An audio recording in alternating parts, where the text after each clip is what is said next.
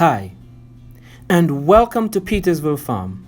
We are approaching the end of September, and it's time to winterize the beds, amend the soil, and ensure that the fall and winter crops have access to adequate nutrients.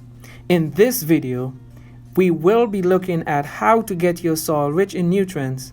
I will first discuss soil amendments for the raised beds and for the direct garden areas. Primarily, I will be making a soil mix for the potted plants and the transplants. In terms of the raised bed, compost is an excellent choice to amend the soil. Another approach is to add organic fertilizers such as green sand, rock phosphate, and bone meal. Comfrey is another great choice. It is rich in nitrogen, making it excellent. You could also make a comfrey tea. Here are some comfrey plants. You can use the leaves with the tea. You could apply that directly to the plants, or you could make a compost. You could add the leaves to the compost, and that makes a great fertilizer. Another option that you could also use is a cover crop such as clover, or here I have a bag of buckwheat. You could add buckwheat, clover. There are many other cover crops that you could use, but you would have to plan that carefully with respect to the time where you plan to plant your vegetables. So that would be the only thing. But normally early fall, before you start your winter crop, or in the spring before you start the spring crop. So that would be the ideal situation.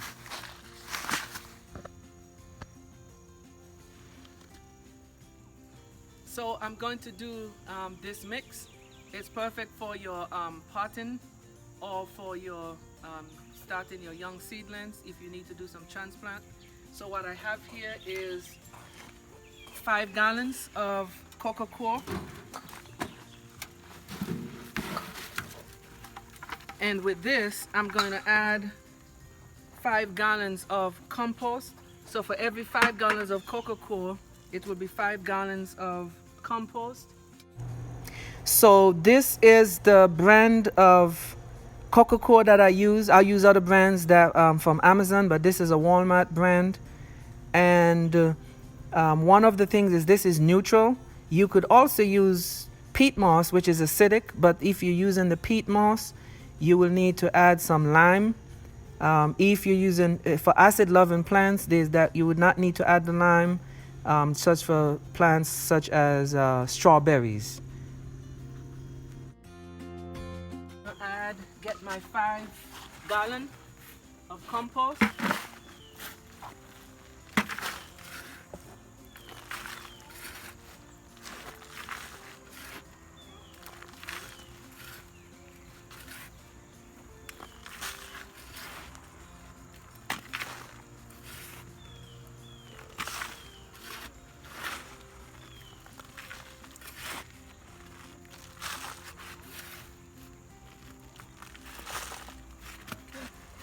I'm going to add the compost.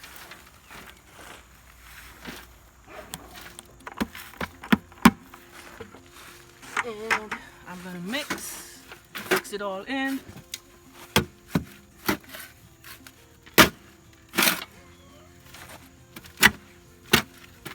So you want to make sure it mixed all in.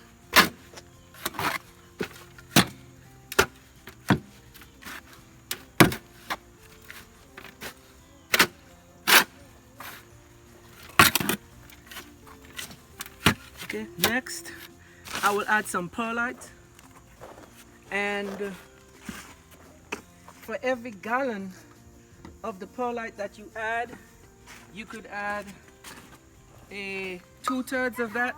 So I'll add 2/3 bucket of the 5 gallon bucket of the perlite, and so that would be 1 gallon That would be 1 gallon of the compost, 1 gallon of the cocoa coir,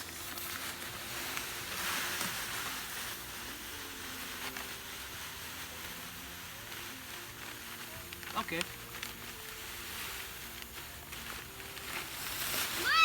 So this is about 2/3.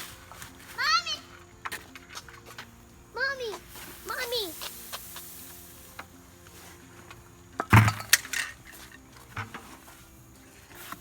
Can I excuse from the dust, please? Step back.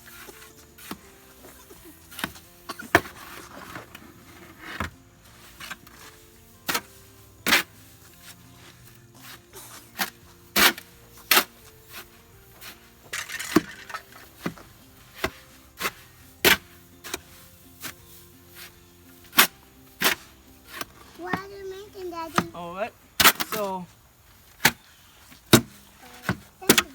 So from here, what the perlite does, it helps with aeration. It keeps the soil loose, so it doesn't bind together, because that will cut off the oxygen supply of the roots.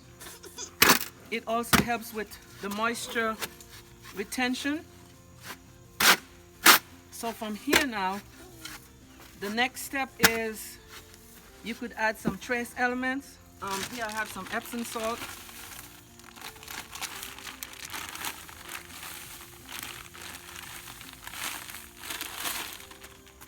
So I'm going to add some Epsom salt to the mix.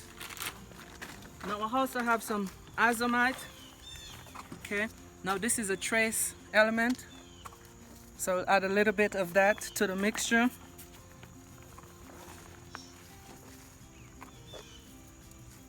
And that ensures that the food has some trace elements.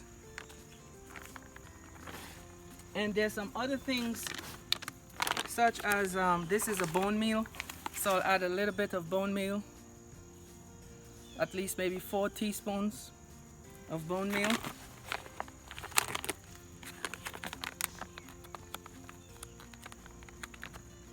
So let's see.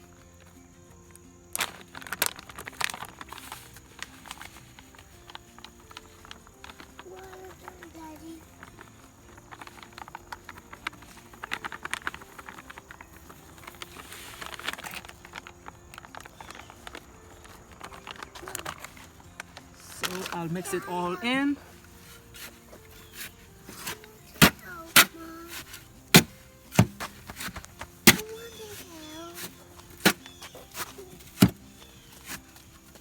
And you know, there are other nutrients you could add, such as green sand, rock phosphate, and other salts.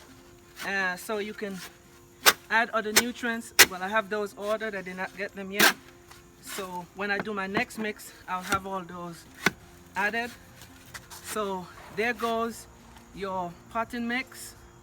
And also this is great for your seedlings transplant until they're strong enough to go into your raised beds. All right, thank you. All right, so now here, this is something else you could add. You don't have to, but this is also a great addition.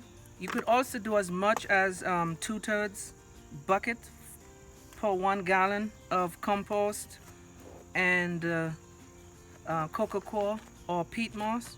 But this is all I have for now, so I'm just going to add some.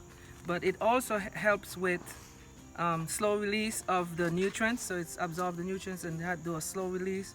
It's also help with the moisture retention. So I'm just going to add a little bit of this.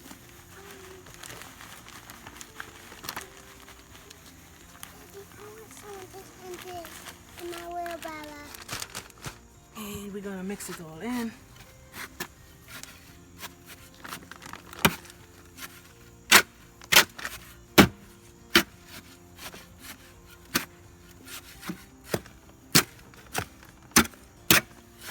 And now this is ready for transfer into the pots for planting right away.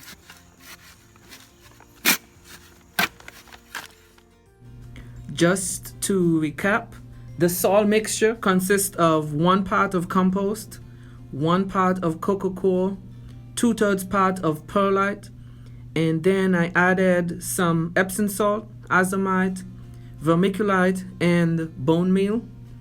I will be placing below the specific amount of each of the parts of the mixture that I added. So thank you for watching, and remember to subscribe to the Petersville Farm channel. Thank you.